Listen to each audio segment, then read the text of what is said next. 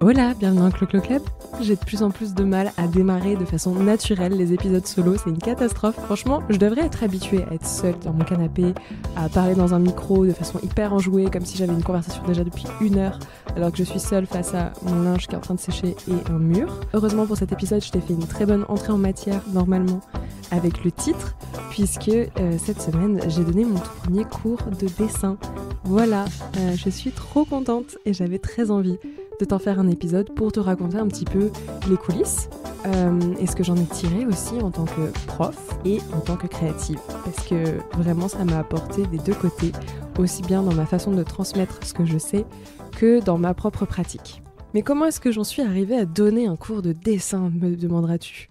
Tout simplement grâce au podcast. Je vais te la faire courte parce que j'ai l'impression d'avoir déjà raconté 1000 fois cette histoire et je l'ai répétée aussi beaucoup à mes proches, donc je sais plus ce que j'ai dit dans le podcast et ce que j'ai pas encore dit. Bref, on va faire la version courte. Il y a 1 an et demi, j'ai enregistré un épisode avec Amélie Lebloch, une super créative que je t'invite à suivre sur les réseaux sociaux, et elle m'a parlé d'un lieu avec des cours, où elle allait donner cours d'ailleurs, qui s'appelle Le Pan.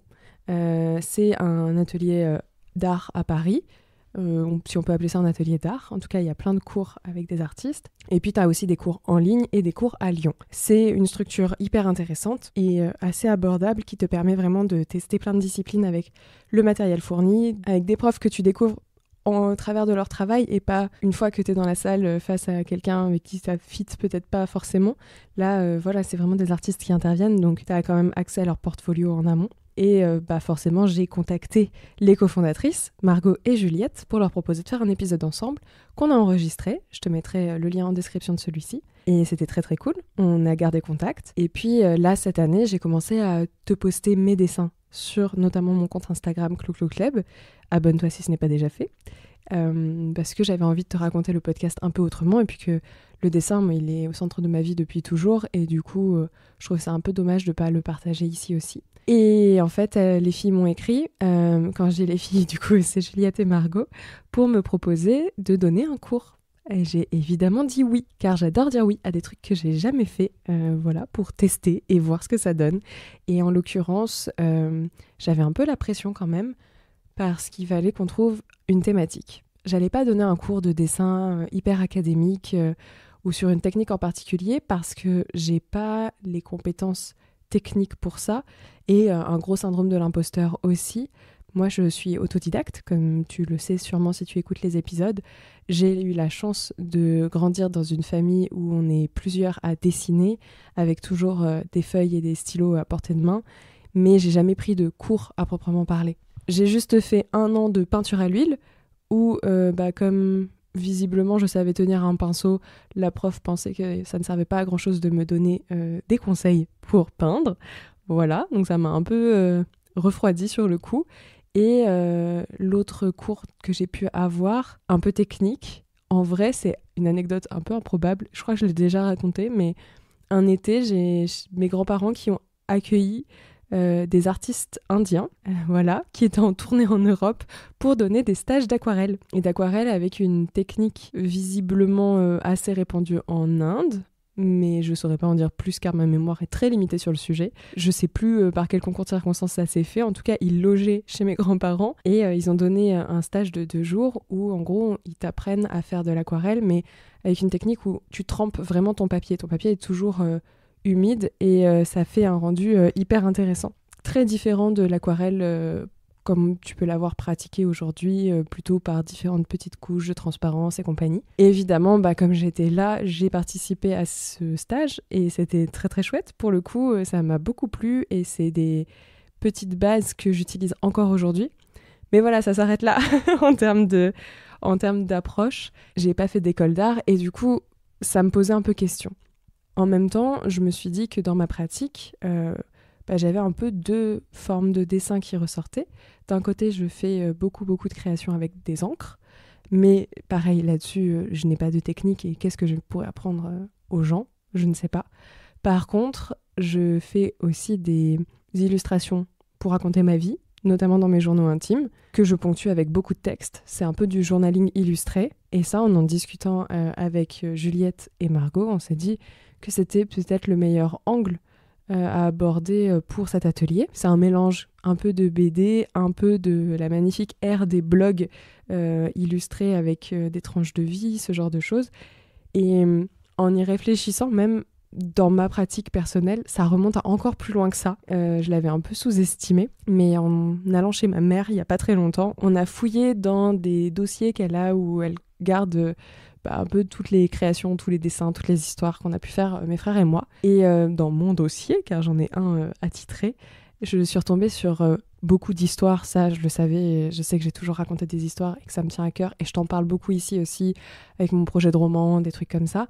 Mais je faisais également, non pas forcément des BD à proprement parler, ça c'est venu un peu plus tard, mais des petites, en fait, je prenais une feuille, je dessinais des personnages, je prenais une autre feuille, je dessinais les mêmes personnages, mais dans une autre situation, etc. Et je racontais une histoire de vive voix, en fait. Je faisais les dialogues, etc. Et sur certaines de ces feuilles, ma mère, à l'époque en tout cas, avait carrément retranscrit ce que je racontais pour dire petit 1, là, le personnage machin et bidule font ça, se disent ça, et à chaque fois, c'est Chloé qui le raconte, quoi.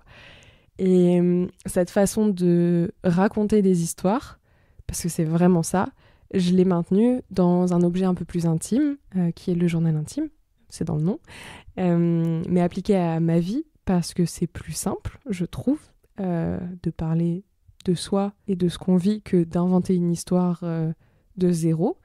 Et c'était ça que j'avais envie de transmettre, finalement, parce que, à l'air de rien, ça fait longtemps que je fais cette pratique, quoi. Donc je suis plutôt légitime pour apprendre à raconter des moments de sa vie de façon un peu jolie, illustrée et surtout les plus vivantes possibles. En fait, ce que j'aime dans cet exercice, c'est de retransmettre les émotions que tu as vécues à ce moment-là. On s'en fiche que ce soit hyper réaliste, que ça corresponde à ce que tu as vraiment vu. C'est pas un carnet de voyage, c'est pas le but, c'est plus de saisir ces petites émotions. Et en vrai, il y a énormément d'illustratrices et d'illustrateurs qui font ça au quotidien. Moi, dans les personnes que je suis, il y a notamment il y a Fran Meneses que j'adore, qui est une reine du dessin et que je suis depuis des années. Il y a Marie Spenal, dont j'ai déjà beaucoup parlé aussi dans ce podcast. Bref, des personnes comme ça qui le font et qui partagent leurs dessins sur les réseaux. Même Pyjama, d'ailleurs. Pour prendre un autre exemple que juste quelqu'un d'illustrateur, illustratrice, parce que Pyjama, elle est illustratrice, mais elle est aussi chanteuse, et du coup, ça se mêle un peu dans ses carnets. Enfin, voilà. Bref, c'est une pratique que j'invente pas, mais qui est vraiment très agréable, et on part là-dessus pour l'atelier. On part là-dessus, et je suis tétanisée à l'idée que personne ne vienne. J'ai très peur de ne pas remplir la jauge. Je suis censée avoir minimum 4 personnes, 4 ou 6 ? Je crois que c'est 4, petit doute. Mais en tout cas, un minimum de personnes pour que le cours soit maintenu. Et je serre très fort les doigts pour que ça se fasse, parce que j'ai peur que les gens ne veuillent pas venir, dans le sens où je suis pas encore particulièrement identifiée comme quelqu'un qui fait du dessin.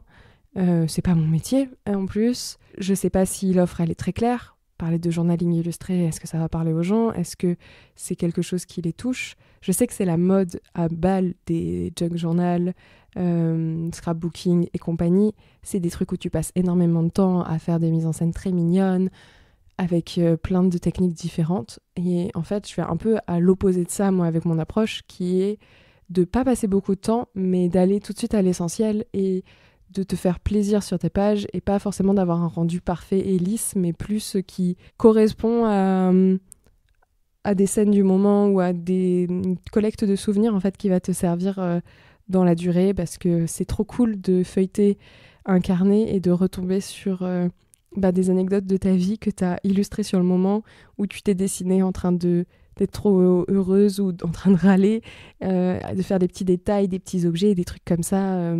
Je trouve que ça apporte un petit cachet en plus, et ça vient bien en complément des vidéos et des photos si t'en fais aussi. Enfin voilà, il y a un petit peu tout ça. Et du coup, c'est à l'opposé quand même du scrapbooking, où tu te poses, tu fais tes petits découpages, tu travailles ta mise en scène. Enfin bref, en quelques jours, la jauge est remplie. Je suis trop contente. J'ai 12 participantes qui s'inscrivent. J'en connais aucune. J'en ai pas qui viennent du podcast. Voilà, je te le dis à toi qui ne t'es pas inscrite ou inscrit. Je le sais. J'ai pas mes potes non plus car ils savent toutes et tous qui n'ont qu'à me demander pour avoir des cours de dessin gratuits et qu'en plus de ça, il y en a très peu qui dessinent. Donc ça ne les intéressait pas. Peut-être pour de prochaines éditions, qui sait. Mais voilà, j'étais trop flattée et assez surprise que 12 inconnus s'inscrivent. Des personnes en plus qui n'ont pas forcément déjà fait des ateliers chez Le Pan en fait. Pour certaines, c'est la première fois et c'est vraiment l'intitulé de l'atelier qui leur a plu. Donc j'ai la pression, énorme pression, vraiment à ce moment-là, jusqu'au jour où le cours arrive. Et là, c'est un beau déclic. J'ai préparé mon cours en divisant autant que possible ma pratique en plein d'exercices et d'approches pour que ce soit compréhensible et que tu puisses le prendre en main facilement. Mais je n'avais jamais testé le format, donc je ne savais pas si j'allais bien tenir les 2h30 qui m'étaient allouées. Je ne savais pas non plus si j'allais réussir à embarquer les gens. Je sais que je suis bonne à l'oral pour animer, pour un peu engager des personnes, ça je m'inquiète pas trop, pour faire que tout le monde se sente à l'aise. J'adore ça et donc du coup pas de souci. Mais d'un point de vue pratique, je me dis, il y a des gens, ils ont payé pour avoir un résultat et j'ai pas envie de les décevoir. Je continue ma petite liste des peurs en fait et des appréhensions parce qu'il y en a eu beaucoup finalement. J'aime pas décevoir, j'aime bien faire plaisir et j'aime bien que ça se passe bien pour tout le monde en fait.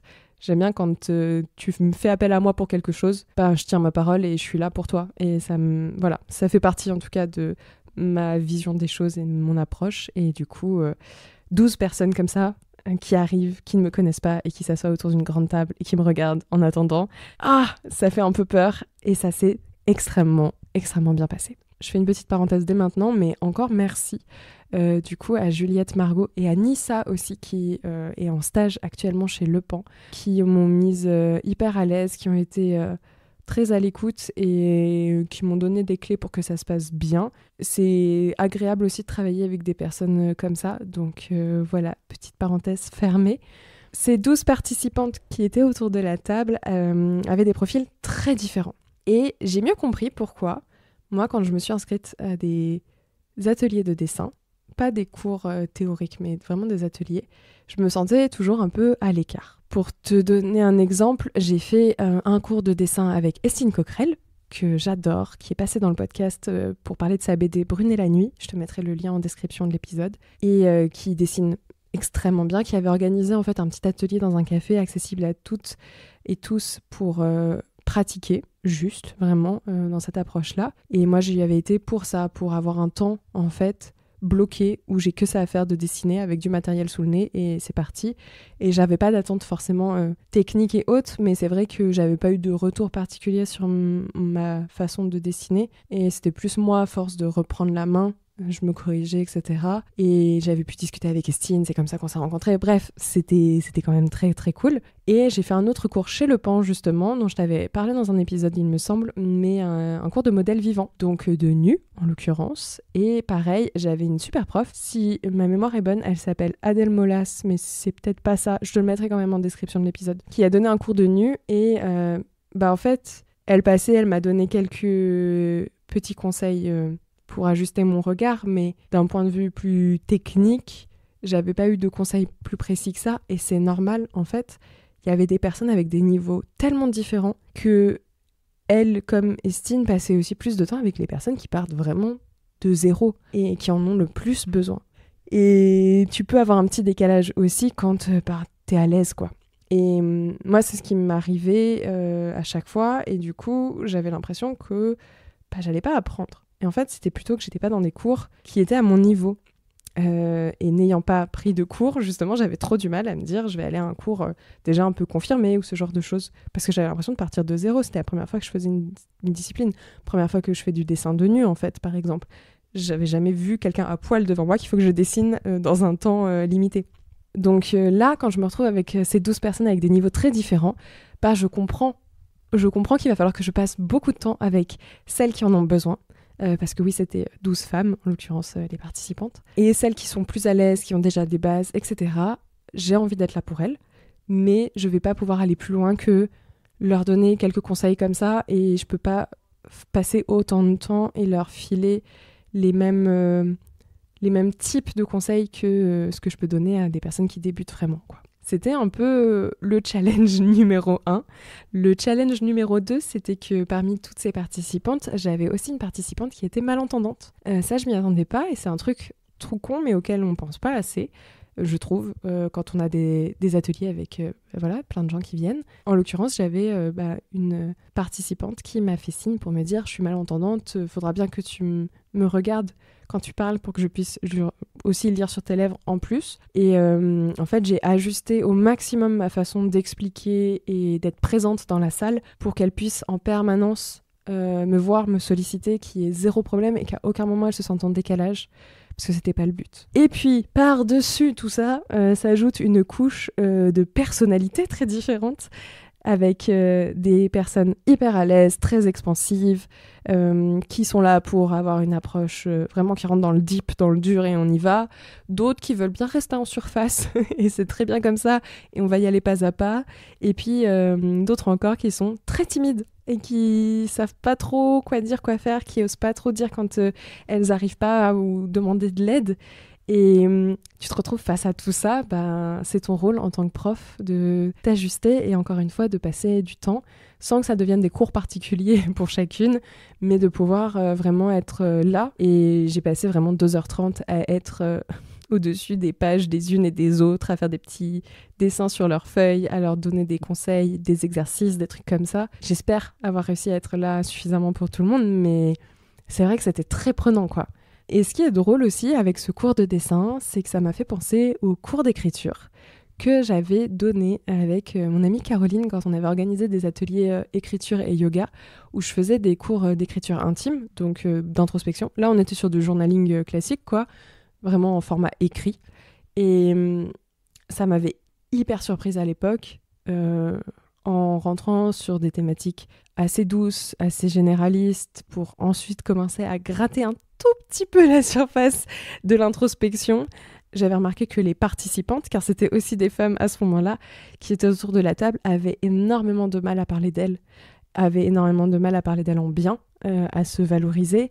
Et je me sentais un peu triste et démunie aussi face à ça, parce que j'ai très envie que ces personnes aient confiance en elles, en fait. Genre, c'est bon, il y a bien assez de bâtons on peut nous mettre dans les roues par l'extérieur, il y a bien assez de critiques qu'on peut se prendre de l'extérieur. Peut-être ça peut être cool d'être son allié aussi, ça veut pas dire qu'on peut pas avoir un regard critique sur soi, mais d'être plus sympa, plus douce et empathique, ça fait pas de mal. Et là, avec le dessin, c'est un peu ça qui est ressorti aussi, et en même temps, je pense que c'est aussi biaisé par la pratique du dessin. Ce que je veux dire par là, c'est que quand moi j'ai donné ce cours-là, le but c'était que tu te mettes en scène pour raconter ta vie aussi. Moi, quand je fais ces carnets, j'en avais fait un exprès pour exemple, pour éviter de ramener mes journaux intimes avec toute ma vie dedans, mais juste pouvoir faire quand même des exemples qui sont suffisamment détaillés et personnels pour qu'on comprenne la démarche, mais sans rentrer non plus trop dans les détails, quoi. Et en fait, sur ces pages, il y a du texte évidemment, mais il y a aussi à chaque fois ma petite tête qui vit une situation, qui commente, en plus d'autres éléments que je peux dessiner. Par exemple, sur le mois d'octobre, j'avais fait une double page parce que je voulais que ce soit ça, le thème de l'atelier, c'était de se baser sur le mois d'octobre, histoire que ce soit cadré dans le temps et beaucoup plus facile à faire. Genre prendre des éléments de ton mois, en choisir certains pour raconter des anecdotes, ou faire juste une liste des trucs qui t'ont fait du bien pendant le mois si t'as envie de rester un peu plus en surface, et c'est ok. Mais moi, sur cette double page, ce que j'avais fait, c'était une grande montagne russe qui traverse les pages, parce que mon mois était un peu comme ça, émotionnellement, et puis ensuite pouvoir raconter un peu au cas par cas, ça c'était mon anniversaire, je dessine un peu la salle, je dessine des cadeaux absolument incroyables que j'ai eus, j'ai perdu ma grand-mère et du coup je fais aussi une petite aparté dessus, j'ai été assez fatiguée, un peu sous l'eau par moments, et en fait je sais d'où ça vient et donc j'ai pu le dessiner aussi, je me suis mise en train de boire la tasse dans une grande vague et puis en fait en dessous en train de faire de la plongée et découvrir toutes les choses qu'il y avait dedans et qui sont cool dans cette grande vague parce qu'il n'y avait pas que des trucs négatifs. Bref, c'est une façon très symbolique aussi de raconter mon moi. J'ai pas dessiné que les trucs que je vois.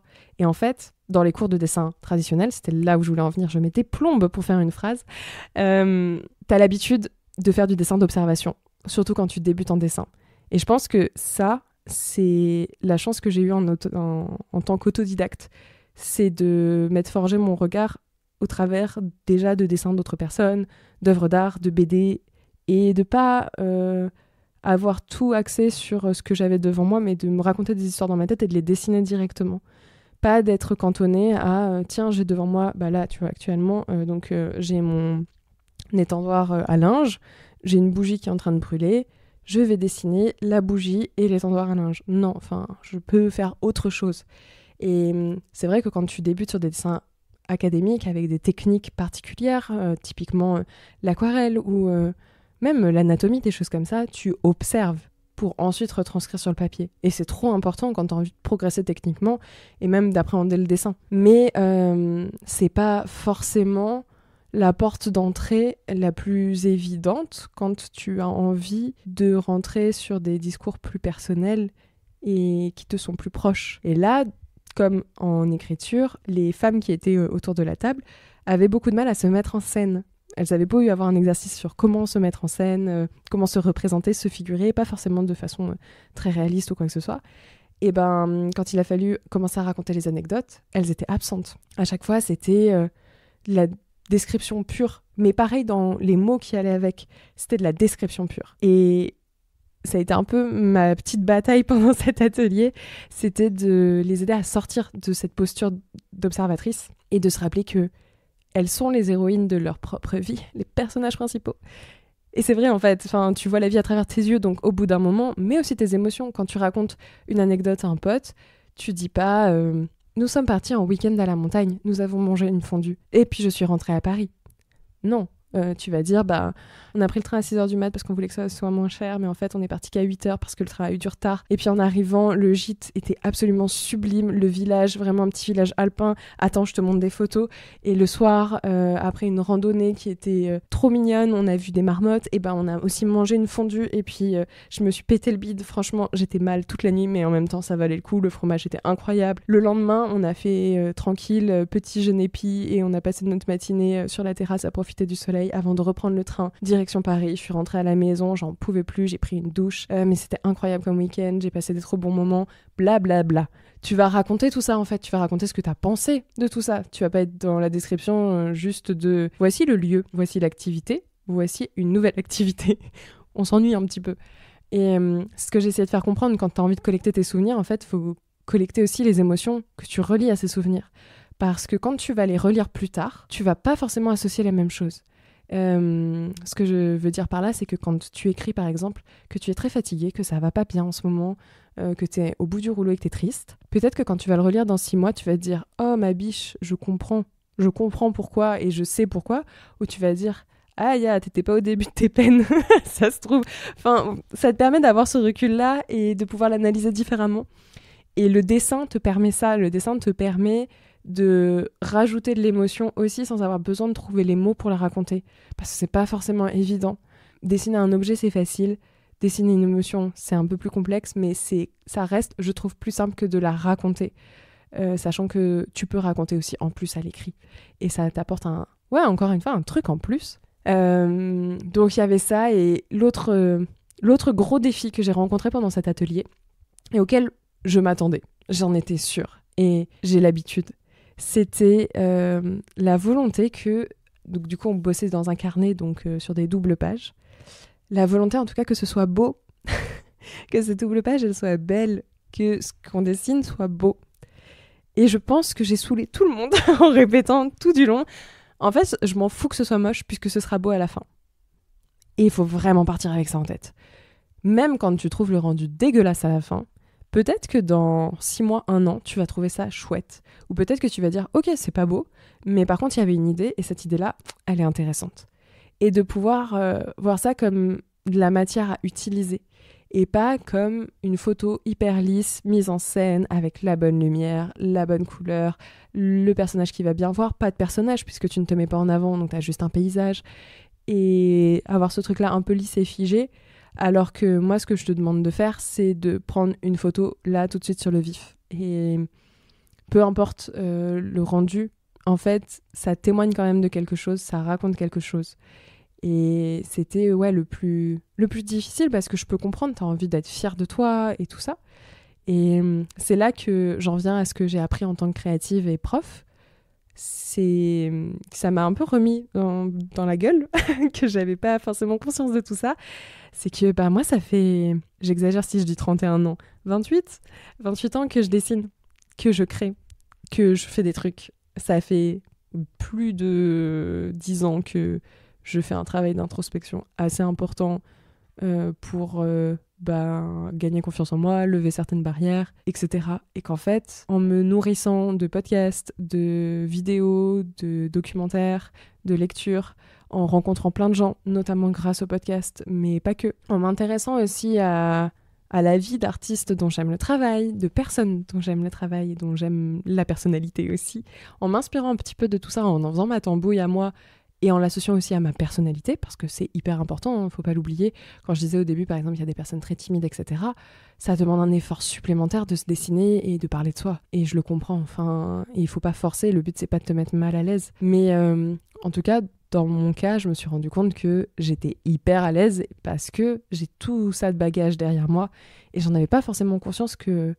En fait, j'en étais arrivée à un stade que j'admirais chez des personnes quand j'étais plus jeune et que je regardais leur travail. Je parle toujours des mêmes artistes qui m'ont marqué à l'ère des blogs, mais parce que c'était le cœur de l'adolescence et je pense que c'était vraiment un moment où j'avais besoin de repères aussi, mais plus largement d'artistes dont j'ai suivi les trajectoires aussi, les méthodes de travail, etc. Et ça aide vraiment. Je mentionnais tout à l'heure Fran Meneses, qui est du coup une artiste chilienne qui vit à New York depuis des années, que j'aime trop, que j'avais découverte via YouTube à l'époque, que je suis toujours. Et il y a quelques années, justement, elle avait fait un exercice dans une vidéo où elle avait un Ugly Sketchbook. Et le Ugly Sketchbook, un nom anglais pour te dire, un carnet pour faire des dessins moches, c'est une pratique à laquelle j'avais jamais pensé, parce que moi, quand je trouvais un dessin moche, je l'arrachais et je le jetais. Chose que tu fais certainement aussi si tu n'es pas fier de toi. Et en fait, d'arrêter de le faire et de garder les trucs, quitte à les jeter dans 5 ans, tu vois, tu reviens dessus, tu dis « Ouais, bon, est-ce que j'ai envie de le garder ?» Tu fais le tri, ok. Mais sur le coup, accepter que ce que tu fais, c'est pas parfait et qu'en fait, on s'en fout. On s'en fout, c'est sorti. Et justement, c'est en faisant des trucs pas parfaits que tu vas pouvoir apprendre, que tu peux dire « Ah tiens, ça, je l'aurais fait différemment. » Tu peux reprendre un dessin, tu peux recommencer, tu peux le laisser en l'état et en fait revenir dessus et te dire « C'était pas si mal en fait. » Parce qu'il y a aussi ça, c'est que selon l'humeur que tu as du moment et autres, tu peux juger très mal un dessin ou une production créative que tu fais, quoi. Alors qu'en réalité, cette production, elle va bien. Ce qui va pas, c'est toi, ton humeur du moment et ton regard sur toi-même. Et c'est pour ça que j'ai insisté beaucoup sur c'est moche, mais ce sera beau. C'est que plein de petits trucs moches mis ensemble peuvent faire un truc joli, que c'est pas parce que t'as un style de dessin hyper naïf et que tu dessines des bonhommes bâtons que c'est nul. Il y a des idées trop cool qui naissent comme ça et des formats hyper touchants et ce qui va primer, c'est ta façon de raconter ton histoire. Et d'ailleurs, c'est ça que je vais travailler, je pense, plus pour les prochains ateliers, car il y aura de prochains ateliers, voilà, spoiler. Ça va être d'axer davantage sur comment raconter l'histoire, se raconter, et sur cette partie narrative. Il faut encore que je vois moi comment je fais, parce que je le fais tellement instinctivement aujourd'hui qu'il faut que j'arrive à me poser pour décortiquer ma façon de faire, pour être capable d'en tirer quelques clés qui peuvent aider des personnes. Chacun après a son approche et encore heureux. Mais voilà, au moins de pouvoir guider un petit peu plus et après faire toujours du cas par cas, bien sûr, avec les personnes autour de la table, quoi. C'est d'ailleurs ça, le but de cet atelier, c'est de pouvoir donner plein d'options, mais en gardant quand même un socle commun, histoire de pas partir dans tous les sens non plus et qu'on puisse toutes et tous avancer au même rythme. Bref, pendant ces 2h30, j'espère avoir été une bonne prof. J'étais un peu stressée. J'ai reçu des messages après me confirmant que ça s'était bien passé. Donc, je suis très très contente de ça. Et j'ai vraiment qu'une hâte, c'est de recommencer. Comme je te l'ai dit, du coup, là, avec Juliette Dupont, on est en train de discuter de prochains ateliers. Dis-moi si ça t'intéresse d'ailleurs, parce que je suis très preneuse et ça me permettrait aussi de peut-être en organiser d'autres un peu différents, voilà, plus petits à faire dans des cafés, des trucs comme ça. Moi, je suis assez ouverte à ça et pour le coup, je me sens plus à ma place que sur des ateliers d'écriture, étonnamment. Même si j'ai adoré sur le dessin, je me sens plus légitime. On en revient à ça en termes de pratique et autres. Le but, c'est quand même que tu te fasses plaisir sur ton carnet, que tu passes un bon moment, que ce soit drôle, thérapeutique, réconfortant, peu importe, mais que tu y passes un temps qui t'a fait plaisir et pas que ce soit forcé ou une tannée ou que tu te sentes en difficulté. Donc voilà, j'étais sur un petit nuage franchement en sortant du cours. J'ai mis beaucoup de temps à redescendre, je pense. Comme après avoir... Vraiment, je vais faire une comparaison. Comme après avoir été sur scène. Mais c'est vrai, c'est un truc que j'aime trop avec la scène aussi. D'ailleurs, quand j'anime des tables rondes, des trucs comme ça, c'est hyper agréable et t'as un pic de dopamine, je crois, qui fait que tu ressors, t'as envie de sauter partout, de parler à tout le monde, blablabla. Et là, je me suis retrouvée seule chez moi en me disant « Oh mon Dieu, je ne peux pas débriefer tout de suite avec mes potes ». J'ai commencé un peu par message avec celles et ceux qui m'avaient écrit. J'ai eu toute une vague le lendemain matin et je l'ai répété à tout le monde la même histoire avec les mêmes mots, etc. Mais ça me fait trop plaisir et en fait, ça m'a fait plaisir aussi de rencontrer des personnes. Je sais que parmi les participantes, il y en a où on a commencé à se suivre mutuellement sur les réseaux sociaux, mais parce que j'ai bien aimé aussi ce qu'elles ont fait. Et je pense que voilà, c'est aussi un bon moyen de rencontrer des personnes, rencontrer d'autres créatifs, créatives. C'est quand même ce qui me motive le plus au quotidien, c'est parler avec des gens et faire des trucs. Donc à partir de là, ces cours-là, ça coche toutes les cases. Voilà, je me rends compte que je suis plutôt une bonne prof et que certes, je n'ai pas la prétention de donner des cours toutes les semaines parce que ça, pour le coup, ça m'ennuierait beaucoup, je pense. Mais faire des cours ponctuels en mode atelier et où il y a vraiment de l'échange et de la co-construction. Je trouve ça hyper, hyper chouette et j'ai très hâte de recommencer. Donc, abonne-toi au Clo-Clo Club pour écouter les prochains épisodes, découvrir d'autres personnes inspirantes et savoir si je vais redonner des cours. Tu peux aussi me suivre sur les réseaux sociaux, @CloCloClub sur Insta et TikTok, et m'écrire en DM pour me dire « Oui Chloé, nous voulons absolument des cours de dessin ». Et si oui, où et comment, sur quelle thématique. Franchement, je suis preneuse. S'il y en a qui étaient là à ce cours chez Le Pan et qui veulent me faire des retours, n'hésitez pas à m'écrire. Je prends aussi les critiques. Franchement, il y a plein de trucs que j'ai remarqués au cours de ces 2h30 que je vais pouvoir ajuster pour les prochains ateliers. J'en ai rapidement parlé, mais vraiment, je me suis fait une petite liste. Et je suis très fière pour une première, hein, franchement, de tenir les 2h30 en arrivant à faire ce que j'avais en tête, c'est cool. Mais voilà, il y a des axes que j'avais un peu sous-estimés ou surestimés aussi. Et je vais ajuster en fonction. Mais vos retours sont précieux pour ça, donc n'hésitez pas. Moi, je vous dis à mercredi prochain pour un nouvel épisode. Bye!